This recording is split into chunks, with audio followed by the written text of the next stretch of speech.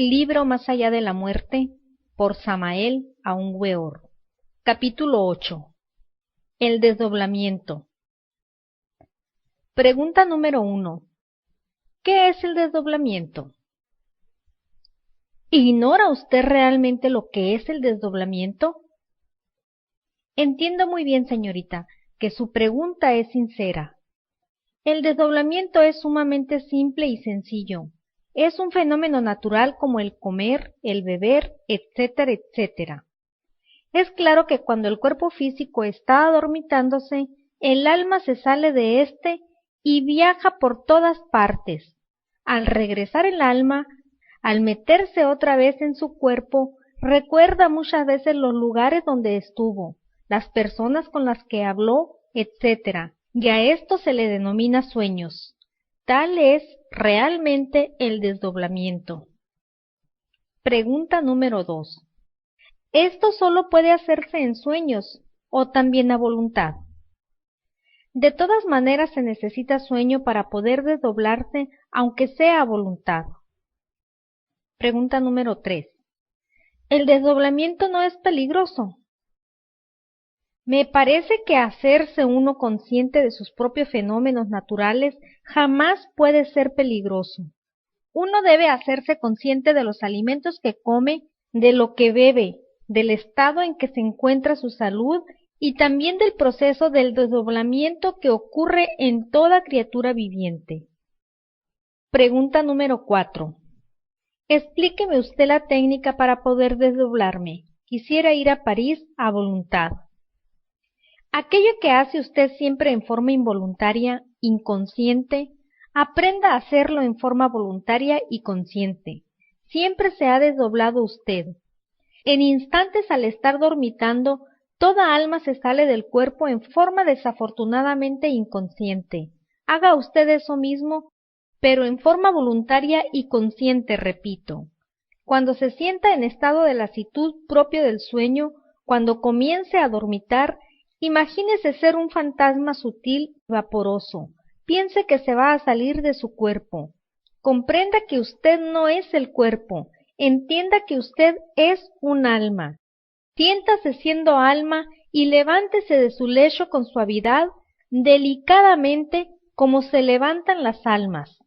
Esto que le estoy diciendo, tradúzcase en hechos concretos. No se trata de pensar, sino de hacer. Al levantarse, dé luego un saltito dentro de su propia recámara con la firme intención de flotar en el espacio.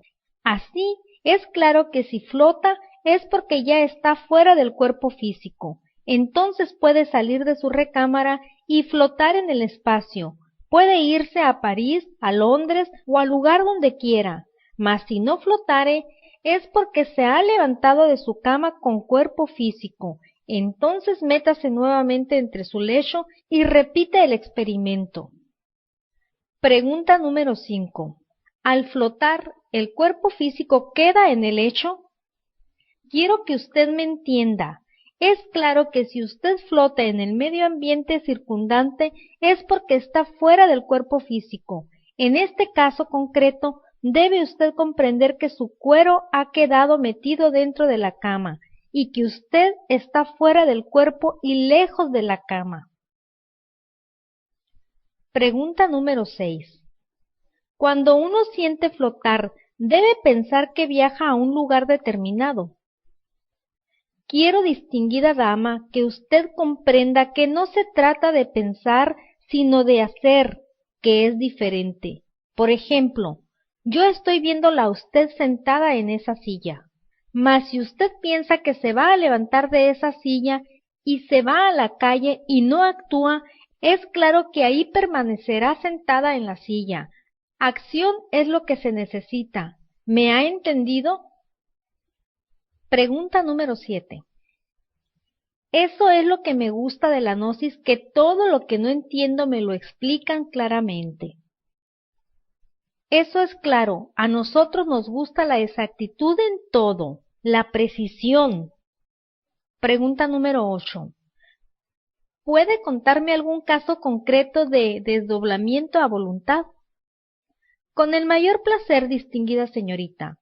Voy a relatarle un caso personal.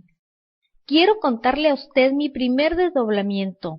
Era yo muy joven todavía cuando resolví desdoblarme a voluntad. Recuerdo claramente que entonces puse mucha atención en el proceso del sueño y cuando ya me sentí dormitando en ese estado de transición que existe entre vigilia y sueño, actué inteligentemente. Yo no me puse a pensar que me iba a desdoblar, porque es obvio que me hubiera quedado pensando y no hubiera realizado el anhelado experimento. Repito, actué, me levanté con gran suavidad de mi propio lecho y al hacerlo se produjo una separación muy natural entre el alma y el cuerpo. El alma quedó afuera y el cuero quedó en la cama dormido. Salí de mi casa a la calle en forma espontánea y clara y luego caminé por una calle solitaria.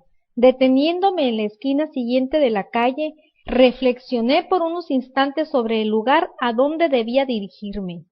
Resolví marcharme a Europa. Es ostensible que tuve que viajar por encima de las aguas del Atlántico, flotando maravillosamente en el espacio luminoso. Me sentí lleno de una dicha inconcebible para los seres humanos y al fin llegué a la ciudad de París. Caminando, o mejor dicho, flotando en esa atmósfera luminosa, sentí instintivamente la necesidad de entrar en una casa. No me pesa haber penetrado en cierta mansión. Lo curioso del caso fue el encuentro con un iniciado que había conocido en antiguas reencarnaciones. Él también estaba fuera del cuerpo. Pude evidenciar ciertamente que su cuerpo yacía dormido entre la cama. Junto a él vi a una mujer y dos niños que también dormían. Entendí que se trataba de su esposa y de sus dos hijos. Saludé cariñosamente a mi amigo y al alma de su esposa, que estaba también fuera del cuero. No está de más decir que como los niños aquellos dormían, sus almas estaban afuera. Trataron de asustarse aquellas almas infantiles con mi inusitada presencia.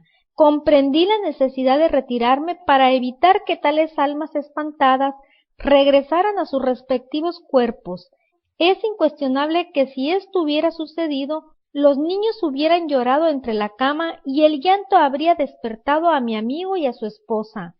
Entonces el diálogo se habría suspendido. Tanto el alma de mi amigo como la de su esposa se hubieran visto obligadas a penetrar en sus respectivos cuerpos de carne y hueso. Todo esto lo comprendí en milésimos de segundo, y para evitar precisamente este problema, propuse a mi amigo abandonar la casa para salir conmigo a dar una vuelta por las calles de París. Grande fue mi alegría cuando él aceptó. Nos fuimos juntos por las afueras de aquella gran ciudad y hasta le aconsejé volver al camino, es entrando en la senda de la luz. Por último le propuse visitar un templo maravilloso que existe en Alemania. Mi amigo declinó tal invitación diciéndome que no podía hacer eso porque debía concentrar su atención en los problemas de la vida práctica, puesto que tenía mujer, hijos, etcétera, etcétera. Me despedí de aquel iniciado y suspendiéndome en la atmósfera, pasé por encima de unas grandes murallas y luego me fui por una carretera, por un camino serpentino lleno de curvas hasta que llegué a un templo maravilloso. Frente a tal santuario vi a muchas almas de distintas nacionalidades, gentes que durante las horas del sueño se escapaban de su cuero para llegar hasta el santuario. Todas esas gentes reunidas en distintos grupos platicaban entre sí, hablaban del cosmos, de las leyes, de las reencarnaciones y del karma, de los misterios de la vida y de la muerte, etc. Busqué entre tales grupos a cierto amigo hábil en el desdoblamiento, mas no lo hallé. Entonces me acerqué hasta el umbral del templo y vi un jardín exquisito con flores deliciosas que exhalaban un perfume embriagador. En el fondo se destacaba la silueta de un templo espléndido, iluminado por los esplendores de las estrellas. Quise entrar, mas el guardián intervino diciéndome: «Este es el templo de la sabiduría. Retírate, todavía no es tiempo». Obedeciendo las órdenes, me retiré a cierta distancia sin alejarme demasiado del umbral. Entonces me miré a mí mismo, observé mis manos y mis pies espirituales, y hasta me permití el lujo de compararlos con las manos y pies de ese cuerpo de carne y hueso que allá, en América Latina, en la tierra sagrada de los aztecas, había dejado dormido entre el lecho. Es evidente que todas estas comparaciones dieron por resultado que instantáneamente regresara a mi vehículo físico material que roncaba profundamente dormido entre la cama. Entonces desperté sobresaltado diciéndome: estuve en el templo de la sabiduría. ¡Qué dicha! ¡Qué felicidad! Todavía hoy en día no puedo olvidar aquella luz blanca tan inmaculada que resplandecía en aquel santuario. Ciertamente, esa luz no parecía de ninguna lámpara física, salía de todas partes y no hacía sombra de ninguna especie. Pregunta número 9. ¿Puede uno viajar a cualquier lugar aún sin conocerlo? Yo fui a ese templo divino y sin embargo no lo conocía. Me llevó, dijéramos, un sentido telepático superior. Podría decirle que me guió mi propio espíritu. Pregunta número 10. Cuando hace el desdoblamiento a voluntad, ¿puede recordar cuando despierta a dónde fue? Es claro que si no recuerda es porque no se ha desdoblado a voluntad, pues a mí me parece imposible que una persona que se desdobla a voluntad, que se sale de su cuerpo intencionalmente, conscientemente, no sea capaz de recordar lo que vio fuera de su cuerpo. Por ejemplo, cuando usted sale de su casa, recuerda lo que vio en la oficina, el trabajo que ejecutó, las órdenes de su jefe. Pregunta número 11. Sí recuerdo todo lo que hice en la oficina cuando regreso a la casa. Pues este es el mismo caso, señorita. Recuerde que su cuerpo físico es una casa de carne y hueso. Si usted se sale a voluntad de tal casa, verá muchas cosas. Y si se regresa usted voluntariamente, también es obvio que recordará todo lo que vio y oyó. Instituto Cultural Quetzalcóatl, www